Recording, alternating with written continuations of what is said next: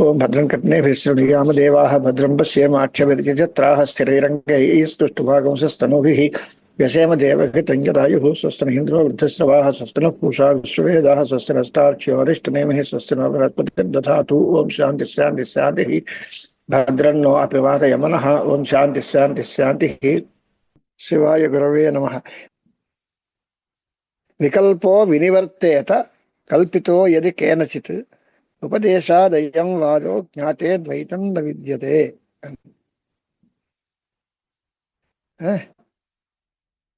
వికల్ప అనే మాటకి అర్థం ఏంటి అంటే శాస్త్రము, గురువు, శిష్యుడు ఇలాంటివన్నీ కల్పితములైనటువంటి ఈ విభాగాలన్నీ ఇవన్నీ ఉన్నప్పుడు ఏదైనా ఒక రకంగా శాస్త్రాది వికల్పం ఉంది అనుకోండి, మరి ఇవి ఉన్నప్పుడు అద్వైతం ఎలా కుదురుతుంది? అద్వైతము, ఆ శాస్త్రము, దాన్ని చెప్పే గురువు, దాన్ని చదువుకునే శిష్యుడు, ఇన్ని రకాలుగా ఉంటే ఇది అద్వైతం ఎలా కుదురుతుంది అని అద్వైత అనుపపత్తి ప్రశ్న. అద్వైతం కుదరదు. ఎందువలన అద్వైతాన్ని చెప్పే శాస్త్రం ఉంది, దానికి గురువు ఉన్నారు, శిష్యుడు ఉన్నాడు, ఇంతమంది ఉంటే అద్వైతం ఏంటి అనేటువంటి ఒక ప్రశ్న. దానికి సమాధానంగా చెప్తున్నారు అన్నమాట. భాష్యం చూడండి. నన్ను శాస్త్రం శిష్య ఇది వికల్ప కథం నివృత్త ఇత్యుచ్యతే అనే ప్రశ్నకి కథం నివృత్త అనే దానికి అర్థం ఏంటి అని అంటే, ఇది ఒకవేళ ఇది నివర్తమైతే అప్పుడు అద్వైతం వస్తుంది, అంతేగాని అది పోయినట్లయితే అప్పుడు అద్వైతం రాదు కదా. ఇవన్నీ కూడా వికల్పితములు అంటే అబద్ధములే కనుక అయితే వీటిని పోగొట్టడానికి ఏదో ఒక ప్రయత్నం ఉండాలి. ప్రయత్నం చేస్తే ఈ భేదాలన్నీ లేవు అనాలి, అప్పుడు కదా అద్వైతం వచ్చేది. అంతేగాని తాత్వికత అద్వైతం ఎలా కుదురుతుంది అని అర్థం ప్రశ్నకి, అభిప్రాయం. ఎందువలన అంటే మీరు అద్వైతము అన్నారు, మాయామాత్రం ఇదం ద్వైతం అద్వైతం పరమార్థత అన్నారు. అద్వైతము పరమార్థంగా సిద్ధించాలి అంటే దానికి ఒక ప్రమాణం ఉండాలి కదా. అద్వైతాన్ని చెప్పే ప్రమాణం ఉందా లేదా? అప్పుడు ఆ ప్రమాణం ఒకటి, అద్వైతం ఒకటి, రెండు వచ్చాయి కదా. అద్వైతం ఎక్కడుంది? అదే ప్రశ్న. దీన్ని చెప్పే ఒక శాస్త్రం అంటూ విడిగా ఉంటే ఆ శాస్త్రంతో తేరసహ ద్వైతాపత్తి అని అడుగుతారు. అలాగే మన తత్వసి ఆత్మసాక్షాత్కారము, దీన్ని కలిగించేటువంటి అహం బ్రహ్మాస్మి ఏవో తత్వమసి అనో మొదలైనటువంటి వాక్యాల వల్ల కలిగే జ్ఞానము, అదొకటి ఇదొకటి రెండు ఉన్నాయి కదా. అద్వైతం ఎలా కుదురుతుంది? ఇలాంటి ప్రశ్నలు మౌలికంగా వస్తాయి. దానికి సమాధానం చెప్తున్నారు ఇప్పుడు. అలాంటి ప్రమాణము అనేటువంటిది ఉందిరైతే అది ఎందువలన అంటే ఆ ప్రమాణం ఏం చేస్తుంది అంటే ఆ ప్రమాణము తన యొక్క పనిని చేసేసి తను కూడా పోతుంది. మన వాళ్ళు పూర్వం ఇండు పిక్క వేసేవారు నీళ్లు బాగా ఉండాలి అంటే నీళ్లలో మట్టిని పోగొట్టడానికి ఇండు పిక్క ఉంటుంది అంటే మరి ఇది ఉండిపోతుంది కదండి అన్నాడు. ఇది ఉండిపోదయ్యా, దాన్ని పోగొట్టి ఇది కూడా కరిగిపోతుంది.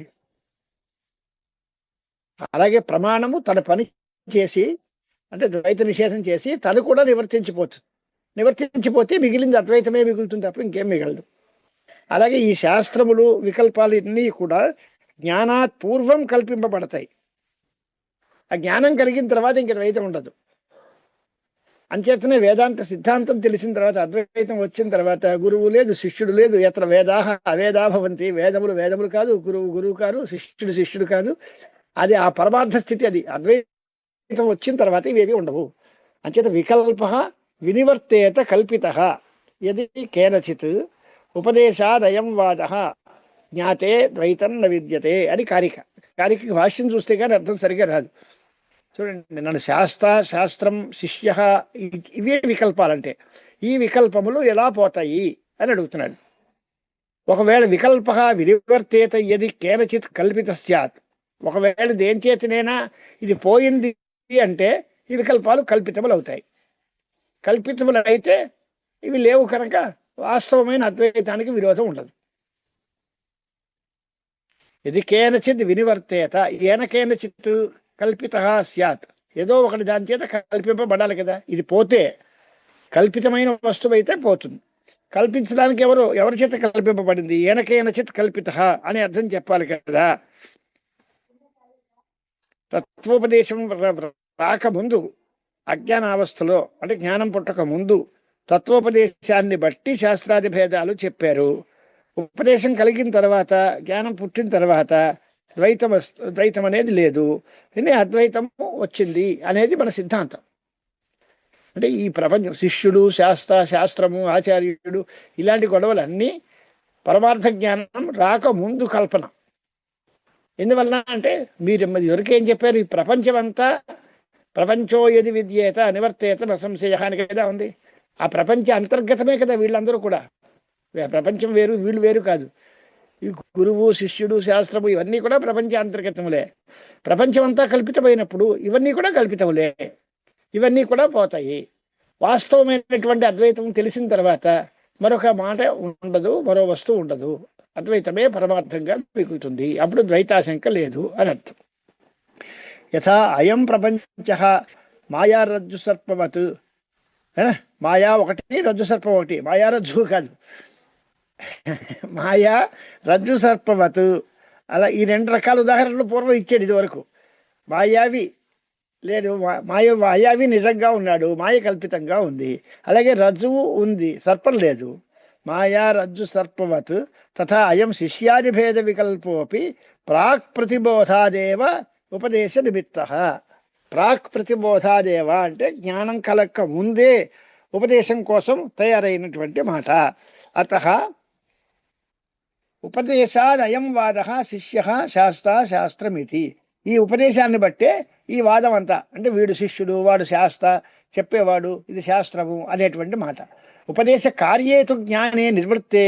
ఉపదేశ కార్యమైన జ్ఞానం పుట్టిన తర్వాత జ్ఞాతే అంటే పరమార్థ తత్వే జ్ఞాతే సతి ద్వైతం న విద్యతే. అది తెలిసిన తర్వాత ద్వైతం ఉండదు అనేటువంటి మాట చెప్పారు. అంటే ఈ ప్రశ్నకి అభిప్రాయం ఏంటి, అద్వైతము కుదరదు అనేటువంటిది మరొక ఆశంక. ఇది ప్రమాణము చేతనే అద్వైతం తెలియబడాలి కదా. ఆ ప్రమాణం ఒకటి ఉంది కనుక ప్రమితం కాబట్టి అద్వైతము అనేటువంటిది కుదరదు అని ప్రశ్న చేశాడు. దానికి సమాధానం ఏంటి అని అంటే, ప్రమాణమునకు అద్వైత ప్రమాణం ఉందంటే అద్వైత వ్యాఘాతం అని కాదు. ఈ ప్రమాణము అద్వైతాన్ని పుట్టించి ప్రమాణం కూడా పోతుంది. ప్రమితము అద్వైతము అంటారు. ప్రమాణము వేరు, ప్రమితం వేరు. అంటే ప్రమాణము ప్రమితి పుట్టక ముందు ఉంటుందే తప్ప ప్రమితి పుట్టిన తర్వాత ఇది ఉండదు. కార్యాన్ని పుట్టించి తను కూడా పోతుంది అనేదే మన సిద్ధాంతం. అంచేత అద్వైతానికి బాధ లేదు. ఇది అలాగే ప్రమాణము కూడా, ఇదంతా కూడా ప్రపంచ అంతర్గతం కనుక ప్రపంచమంతా కల్పితమన్నాం కాబట్టి ప్రమాణం కూడా కల్పితం అయిపోయింది అనేటువంటి భావం కూడా మనం చెప్పుకుంటాం.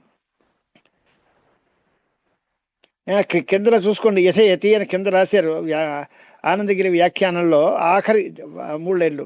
మాయావినా ప్రయుక్త మాయా యథా కల్పితాయుష్యతే యథాచ సర్పధారాభిర్వికల్పిత అయం ప్రపంచ సర్వోపి కల్పిత వస్తు నభవతీతి ప్రపంచితం. అది దృష్టాంతం. మాయావి చేత ప్రయుక్తమైనటువంటి మాయ ఎలా కల్పితమన్నారో, ఎలాగే సర్పము, ధార మొదలైనటువంటి వికల్పముగా ఉన్నటువంటి ప్రపంచమంతా కూడా మాయ. అక్కడ రజ్జువే ఉంది తప్ప సర్పం లేదు, ధార లేదు, ఏమీ లేదు అని ఎలా అయితే అన్నారో, తథైవ ప్రపంచ ఏకదేశ శిష్యాదిరపి. ప్రపంచంలో ఒక భాగమైన శిష్యుడు, శాస్త్రము అనేటువంటి భావం కూడా జ్ఞానాత్ ప్రాక్కల్పిత సన్ అజ్ఞానకృత మిథ్యా. ఇంతకు ముందు చెప్పిందే కనుక, అజ్ఞాన అవస్థలో చేసిన వికల్పాలే కనుక ఇదంతా మిథ్యే.